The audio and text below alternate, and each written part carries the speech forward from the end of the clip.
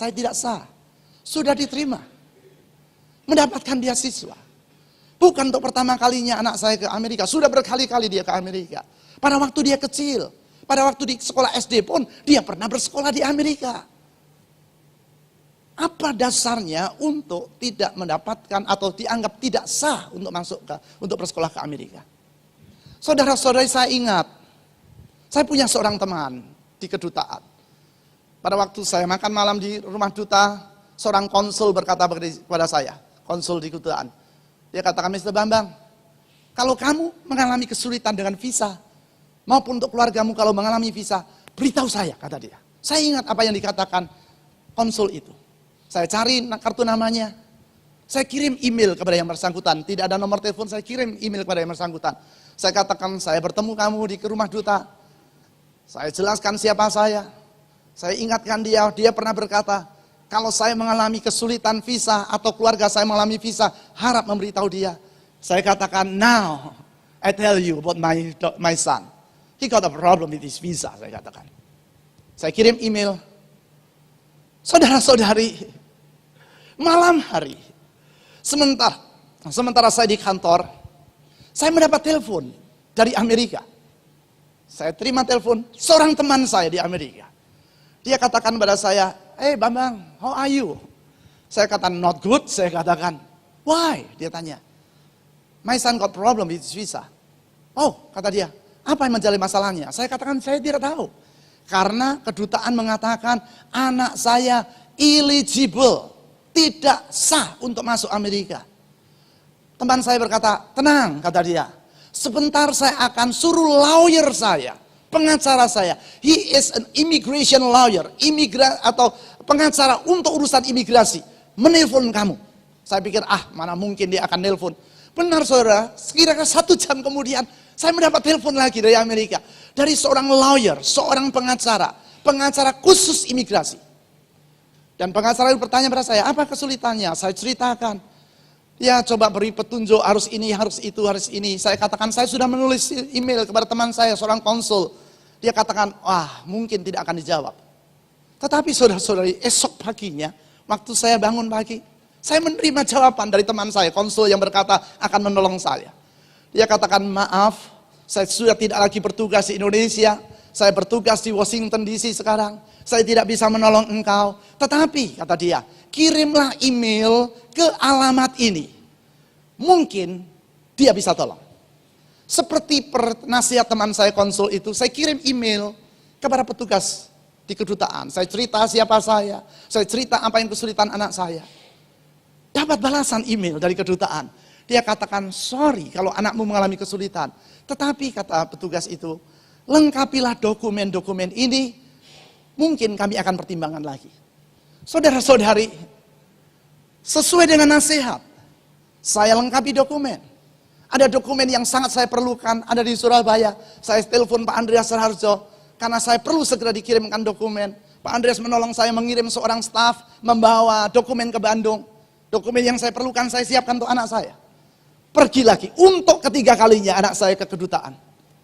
Dia berwawancara dengan semua dokumen yang sudah disiapkan, dengan email rekomendasi dari berbagai hal yang sudah diberikan, saya siapkan, anak saya masuk. Kira-kira jam 10, anak saya keluar lagi. Dia katakan, Pak, ditolak lagi. Saya tanya, alasannya apa? Kedutaan sendiri sudah memberitahu, lengkapilah surat-surat ini. Dan akan dipertimbangkan, sudah semua surat yang diminta sudah disiapkan. Kata petugas, Pak, kata anak saya, bukan karena saya eligible, tetapi kata petugas, financial dokumennya tidak memenuhi syarat, kurang dokumen keuangan. Oke, karena sudah diberitahu kurang dokumen keuangan, saya katakan oke, kita lengkapi dengan berbagai macam dokumen keuangan lagi. Pergi dia, saudara-saudari, untuk keempat kalinya ke kedutaan Amerika. 4 kali. Sesuai dengan permintaan kedutaan sendiri. Dengan semua surat yang diminta, dia pergi. Saya pikir keempat kali pasti lolos. Dan benar, waktu anak saya masuk ke kedutaan, dia menyerahkan surat-surat. Petugas berkata, it's not about your financial document. But because you are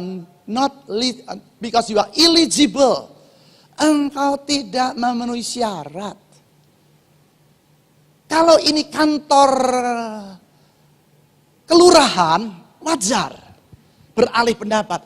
Ini kedutaan Amerika. Hari ini berkata begitu, esok bisa berubah, esok lusa bisa berubah lagi. Waktu mendengar apa yang dikatakan petugas itu, anak saya sudah putus harapan 4 kali. Dia doa, Tuhan tolong. Mendadak petugas itu berkata begini. Tetapi katanya, supaya fair untuk kamu, surat-suratnya akan saya serahkan kepada petugas yang lain. Petugas yang lain mengambil surat-surat itu. Dia baca surat-surat satu demi satu. Dia wawancara anak saya. Petugas itu geleng-geleng kepala. Dia katakan, tidak ada yang kurang dengan suratmu. Tidak ada alasan untuk menolak kamu. Dia bertanya kepada temannya, kenapa anak ini ditolak? Temannya berkata, hanya begini saja. Lalu petugas katakan, kalau begitu saya akan berikan visa untuk anak ini. Petugas itu, begini saja. Hari ini anak saya bersekolah di Amerika. Akhir tahun yang lalu, seperti biasa kedutaan memanggil saya kembali. Dan petugas kedutaan sangat tahu bahwa anak saya melewati itu. Karena tanpa saya bertanya, dia langsung berkata, Mr. Bambang, apakah kedua anakmu masih di Amerika bersekolah? Dia tahu. Dia mengerti. Tetapi sepertinya diizinkan semua itu terjadi. Saudara-saudari, di saat kita mengalami kesulitan, yang sepertinya tidak pantas kita alami. Di saat kita mengalami kesulitan, yang kita tidak tahu harus apa untuk mengatasinya. Ingat akan hal ini. Yang pertama, sesungguhnya Tuhan tidak pernah membiarkan kita mengalami kesulitan itu seorang diri. Itu sebabnya Tuhan Yesus bertanya kepada para muridnya, seperti yang sudah kita baca tadi. Mengapa engkau takut? Itu sebabnya Tuhan Yesus bertanya kepada para muridnya yang sedang dalam keadaan panik. Mengapa engkau takut? Yang kedua, di dalam masa yang tidak mudah, ingat, kalau Tuhan mengizinkan itu, semua itu untuk kebaikan kita. Karena itu Tuhan Yesus bertanya kepada para muridnya, di manakah imanmu?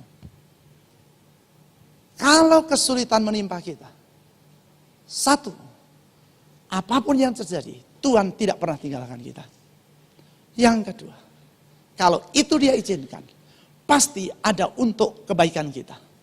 Dalam hal ini antara lain untuk melatih iman kita. Satu hari saya melakukan perjalanan di Amerika bersama dengan istri dan beberapa teman pengurus gereja dan istri mereka. Kami berdelapan. Saya mengemudikan mobil dari California melewati daerah yang bernama Death Valley. Daerah padang gurun yang sangat panas, daerah terpanas di Amerika. Kami melakukan perjalanan melewati Death Valley sepanjang hari senja. Saya akan melanjutkan perjalanan menuju satu daerah yang bernama Yosemite. Itu perjalanan kurang lebih dari Death Valley hampir 300 mile malam hari. Sebelum melewati daerah pegunungan, jalan yang kecil dan sangat sepi, daerah gunung, saya melapor dulu kepada polisi, saya tanya kepada ranger, saya akan lewat jalur ini, apakah jalur ini aman dilewati di malam hari? Dia katakan aman, asal kamu mengemudikan hati-hati, aman. Sepi, tidak ada rumah, daerah padang gurun, gunung, sepi, tapi aman. Jadi seperti nasihat polisi, saya kemudikan mobil, melewati daerah pegunungan, melewati jalan namanya 266. Kira-kira jam 8 malam, lewat gunung, jalan itu turun, naik lagi, kecepatan kurang lebih 70 km. Waktu jalan itu naik, kemudian belok turun, saudara. Waktu saya belokkan mobil, dalam keadaan sudah cukup gelap karena jam 8 malam, saya melihat sejarak kurang lebih 10 meter di depan saya, ada kira-kira 5 ekor sapi yang besar berdiri di tengah jalan. Jalan belok, jalan turun, sapi 10 meter di depan saya. Saya coba injak rem sekuat tenaga. dan mobil menabrak salah satu ekor sapi. Dan waktu mobil itu menabrak, seketika itu juga gelap, mesin berhenti. Dan salah seorang pengurus berkata, Pak Bambang, ini mobilnya goyang, karena di sebelah ada jurang. Hentikan Pak, hentikan. Saya katakan, saya mau menghentikan bagaimana? Saya katakan, ini mesin mati. Saya injak rem kuat-kuat, mobil bergoyang saudara. Dan bergeser, saya pikir ini masuk jurang. Akhirnya mobil berhenti. Saya tanya, ada yang luka? Tidak, gelap total. Saya coba buka keluar dari mobil, istri saya berkata, jangan. Nanti kalau sapinya ngamuk, kamu ditubruk. Saya pikir benar juga ya. Karena mobil itu dalam keadaan goyang-goyang. Saya pikir ini, lalu seorang mengatakan, Pak mungkin sapinya di bawah, kata dia. Jadi goyang-goyang. Saya pikir, saya paksa mobil, buka pintu mobil, tidak mudah. Saya tendang saudara, terbuka. Saya ambil handphone, saya coba lihat. Dalam keadaan gelap, mobil itu dalam keadaan ringsek total, hancur depannya. Tidak ada sapi di bawah. Tapi saya dengar keluhan dari sapi yang kesakitan. Saya coba lihat sinyal handphone, tidak ada sinyal handphone. Di tengah gunung, musim dingin, tidak ada orang, tidak ada rumah, tidak ada mobil lewat.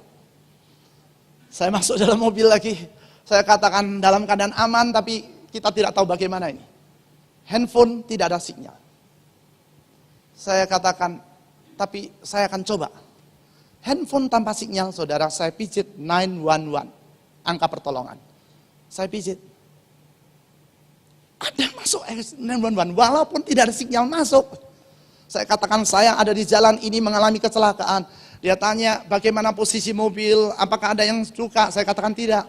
Tenang, kata dia. Kira-kira setengah jam lagi, sheriff akan datang. Itu jauh dari mana-mana. Saya masuk dalam mobil, saya ajak semua penatua dan para pengurus dan istri saya untuk berdoa, kami memuji Tuhan. Kurang lebih 15 menit kemudian satu mobil lewat. Dan dengan cepat mobil itu lewat, dia berhenti, dia putar. Datangi kami, karena lihat mobil kami hancur. Dia tanya, ada yang luka? Saya katakan tidak. Lalu dia tanya, apakah kamu perlu air? Saya katakan tidak. Apa yang baru perlu dibantu? Karena dia tidak bisa bantu, kami 8 orang. Dia mobil kecil, saya katakan begini, nanti kalau kamu sampai di jalan besar, telepon 911 lagi, beritahu posisi saya. Dia katakan itu jalan terdekat, 100 km lagi, 100 mile lagi kata dia, 100 mile lagi. Oke, saya katakan saya tunggu. Kira-kira 20 menit lagi, itu sudah setengah jam lebih. 2 menit lagi ada satu truk dari depan, dia jalan dengan cepat. Dia berhenti mobil itu, dia putar lagi, 2 orang laki-laki. Dia tanya, ada yang luka? Saya katakan tidak. Kamu perlu air? Saya katakan tidak. Lalu saya tanya kepada dia, ini kota terdekat ini di mana ini? Dia katakan kota terdekat dari ini 100 mile lagi. Tidak ada rumah sepanjang ini, tidak ada. Hotel, tidak ada. Kota terdekat pun tidak ada hotel. Itu daerah yang sangat terpencil. Lalu salah seorang katakan, yang pengemudi katakan, ya kalau sudah tidak ada apa-apa saya tinggal. Sementara dia baru akan jalankan mobil, teman yang satu katakan, jangan tinggalkan mereka, kita tunggu mereka, ini daerah bahaya, kata dia. Jadi dia urung, dia turun, saya katakan pada semua yang lain, kalian tetap dalam mobil, karena saya tidak tahu apa yang akan dilakukan 2 orang ini. Saya katakan, kalian di dalam saja, saya keluar. Saya berbincang-bincang dengan 3 orang atau dengan 2 orang itu. Saya tanya kepada dia, ini kalau kira-kira apa yang terjadi nanti? Ya kira-kira nanti polisi datang, mungkin kamu akan ditolong. Saya tanya, tolong kemana? Ya cari penginapan. Penginapan di mana? Ya mungkin kamu diinapkan di kantor polisi, kata dia, karena nggak ada hotel. Kota terdekat 100 mile. Dan dia akan menuju ke jalan kebalik saya, 100 mile. Dia tanya lagi kepada saya, kamu akan ke kota mana? Saya sebut ke kota Bishop. Wah itu masih 200 mile ke sana. Tidak ada transportasi umum, tidak ada mobil. Tak lama setengah jam kemudian polisi datang. Polisi lihat keadaan, lalu dia tanya, mana sapinya? Saya katakan mungkin di sana. Dia cari sapinya, dia tembak sapinya, saudara. Tembak 1 kali tidak mati, 2 kali, 3 kali, 4 kali baru mati. Mungkin karena polisinya malu harus matikan. Sapi harus tembak 4 kali. Dia katakan, something wrong with my gun, kata dia, saudara. Dia polisi bantu saya untuk isi surat, laporan dan sebagainya. Lalu polisi tanya, kamu mau kemana nih? Ke Bishop. Lalu, kamu mau naik apa? Saya tidak tahu, kata saya kepada polisi. 2 orang tadi katakan, kami akan hantar. Ah, kata polisi, kamu hantar 200 mile. Ya, oke, kata dia. Polisi pikir saya hanya seorang diri. Kalau polisi kata, oke lah, masuk saja kalau begitu. Sebentar saya katakan, saya masih punya teman. 7 teman saya keluar dari mobil, polisi kaget, saudara. Wow, sebanyak ini, kata dia.